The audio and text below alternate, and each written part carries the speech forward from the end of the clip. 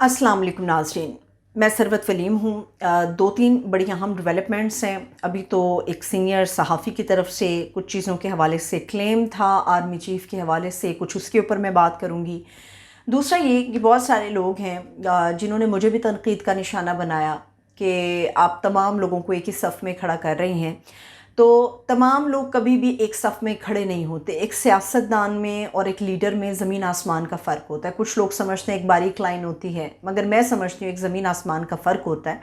सियासतदान को लीडर बनते बनते बहुत सारा वक्त लगता है। कुछ लोग जो हैं वो ज़हनी लिहाज से अपने अपने दिमागी लिहाज से ख़ुद को बहुत जल्दी जो एक लीडर साबित करते हैं। ये मैं आप लोगों को बताऊंगी कि मैं किन लोगों को सियासतदान समझती हूँ और मेरे नज़दीक लीडर कौन से लोग होते हैं। इसके अलावा जो सबसे ज़्यादा बुरी ख़बर है वो ये है कि बिजली के हवाले से हम लोगों ने नज़रें टिकाई हुई थी कि शायद IMF के साथ कुछ मुस्बत बातचीत हो जाए, मगर ऐसा नहीं हो सका। अनफॉर्चुनेट है, बदकिस्मती है कि आम आदमी के रिलीफ के लिए अगर कोई प्लान बनता है तो कभी भी वो एग्जीक्यूट नहीं होता। अप्रूवल तो बात की बात है, उसकी एग्जीक्यूशन भी नहीं होती। एनीहो, इसके सामने IMF के सामने क्या डिमांड्स रखी गई थी और क्या चीज़ें एक्सपेक्ट की जा रही थी जिनके ऊपर अमल दरामद नहीं हो सका, IMF ने ये प्लान क्यों रिजेक्ट कर दिया, इसके ऊपर मैं आऊँगी। सबसे पहले तो ये कि जिन लोगों ने समझा या समझाया या मुझसे पूछने की कोशिश की, देखिए जो एक लीडर होता है वो है इमरान खान। इमरान खान एक लीडर है। उसने अपने जहन से भी साबित किया, उसने अपने अमल से भी साबित किया। छोड़ दीजिए, भूल जाइए कुछ वक्त के लिए कि क्या इल्ज़ामात हैं इमरान खान की शख्सियत के ऊपर या इमरान खान क्या करते रहे या क्या उन्होंने किया। मुझे सिर्फ इतना याद है, या 25 करोड़ अवाम में से चलो 4-5 करोड़ अवाम को तो ये याद होगा कि उस आदमी ने रियासत की बात की, उसने लीड किया, उसने बाकायदा लीड किया। उसके ऊपर कोई भी इल्ज़ाम आप लगाएं कि उसने धरनों की सियासत की, उसने गालम गलोच सिखाई, उसने यूथ को गलत साइड पे लगाया, उसने लोगों को अपने हक के लिए आवाज़ उठाना सिखाया। उसने लोगों को बताया कि आप भेड़ बकरियां नहीं हैं। उसने लोगों को बताया कि आप आज़ाद रियासत के आज़ाद शहरी हैं। उसने करोड़ों अवाम को ये बताया कि दुनिया में इंसानी हुकूक के नाम की कोई एक बला भी रहती है। उस आदमी ने लोगों को ये बताया कि आज़ाद सांस किस तरह से ली जाती है। उसने लोगों को ये बताया कि सिस्टम के अंदर माफियाज काम कैसे करते हैं। उसने लोगों को ये बताया कि इदारों को नंगा करोगे तो आप लोगों को पता चलेगा कि कितने करप्ट हैं, करप्शन से लथपथ हैं। उसने सियासतदानों की पहचान कराई। ऐसे आदमी को हमेशा लीडर कहा जाता है और इमरान खान एक लीडर है। अब आ जाते हैं सियासतदान। एक सियासतदान सिर्फ अपनी दुकानदारी चमकाता है। सियासतदान अपनी सियासी दुकान को किस तरह से चमकाता है कि वो लोटा करेसी करता है। कभी वो किसी के ख़िलाफ़ बदजुबानी करता है, कभी किसी को वो बुरा भला कहता है, कभी एक पार्टी में रहता है, कभी दूसरे में एज अ लोटा चला जाता है और कभी अपने ही लोगों के ऊपर थूकना शुरू कर देता है। हर आदमी का एक किरदार है। परवेज़ खटक साहब एक लीडर कभी नहीं साबित हो सकते। वो हमेशा सियासतदान थे, वो हमेशा सियासतदान हैं जो चढ़ते हुए सूरज को सलाम करते हैं।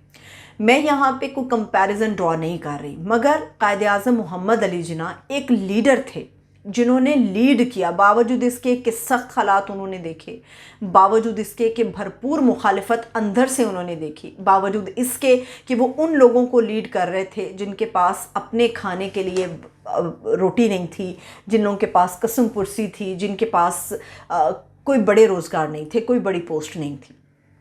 मैं कंपैरिजन नहीं कर रही, मगर इमरान खान ने भी लोगों को यही बताया, उसने भी लीड किया अपने हक की आवाज़ उठाने के लिए।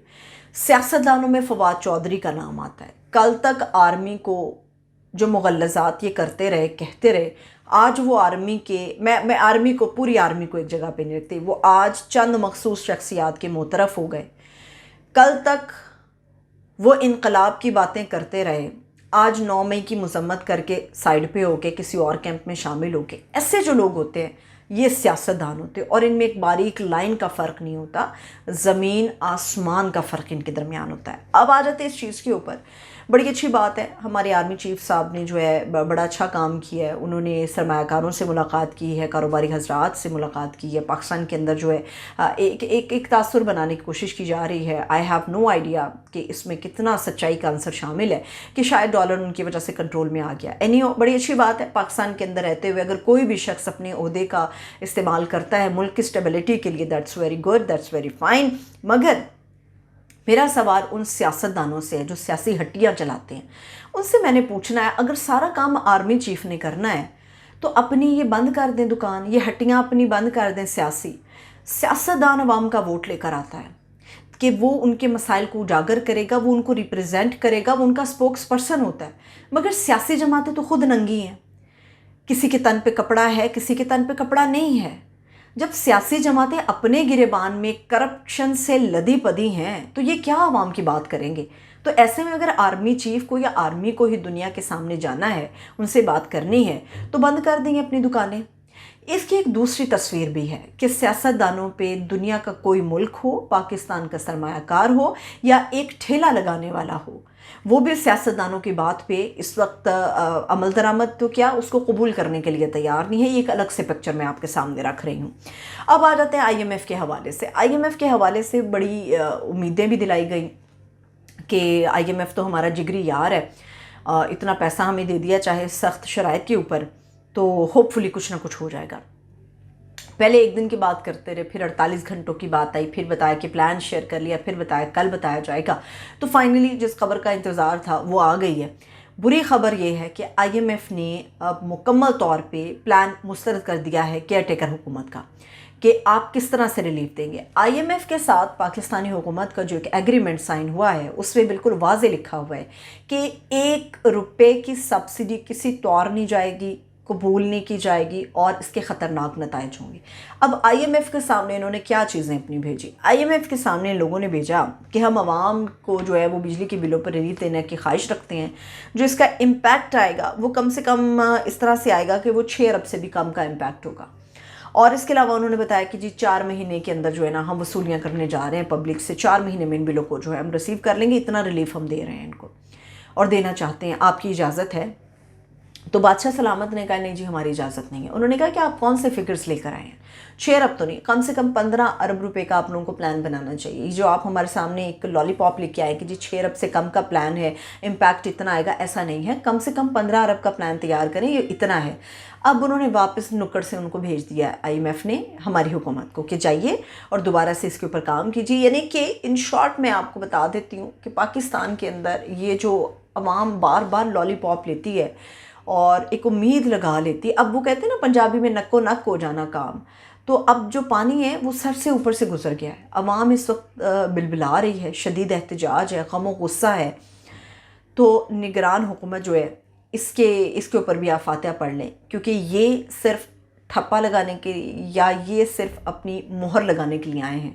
ان کے اوپر نہ ان کی سنی جائے گی، کیونکہ یہ کیئر ٹیکر سیٹ اپ ہے جو مخصوص مدت کے لیے آ گیا ہے۔ جاتے جاتے مینگل صاحب بلوچستان سے، چونکہ نگران وزیر اعظم کی بات ہوئی، تو مینگل صاحب نے پریس ٹاک کی ہے آج، اختر مینگل صاحب نے، انہوں نے کہا کہ جی بلوچستان کے حالات تو نہیں بدلے، حالانکہ میں کسی دوسری گہری بات میں نہیں جانا چاہتی، حالانکہ جو ہمارے ملک کا اس وقت کیئر ٹیکر سی ایم ہے، یا میں کہوں کہ اس وقت کیئر ٹیکر پرائم منسٹر ہے، یا ہماری پوری کیئر ٹیکر کیبنٹ ہے، حالانکہ اس کے اندر بھی بہت پھڈے بازی ہو رہی ہے۔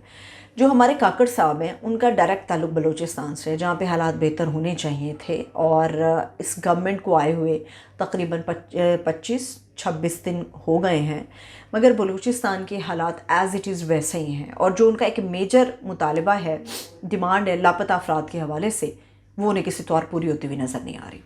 خدا کرے کہ آنے والی صبح اس ملک کے لیے اچھی اور بہترین ہو۔ مجھے اجازت دیں، اپنا خیال رکھیں، خدا حافظ۔